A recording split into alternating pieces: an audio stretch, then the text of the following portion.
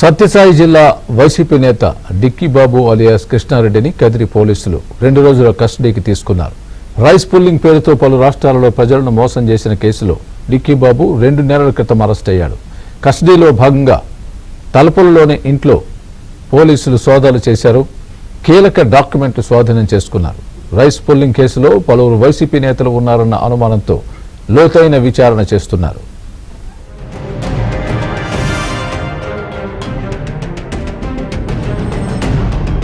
Pulling పేరుతో పలు రాష్ట్రాలలో ప్రజలను మోసం చేసిన కేసులో డిక్కీ బాబు 2 నెలల క్రితం అరెస్ట్ అయ్యాడు.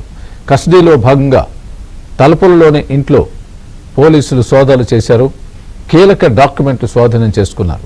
రైస్ పుల్లింగ్ కేసులో పలువురు వైసీపీ నేతలు ఉన్నారన్న అనుమానంతో లోతైన విచారణ చేస్తున్నారు.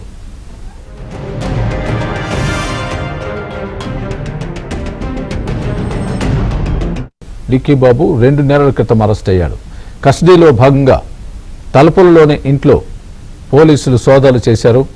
కీలక డాక్యుమెంట్లు స్వాధీనం చేసుకున్నారు. రైస్ పుల్లింగ్ కేసులో పలువురు వైసీపీ నేతలు ఉన్నారన్న అనుమానంతో లోతైన విచారణ చేస్తున్నారు.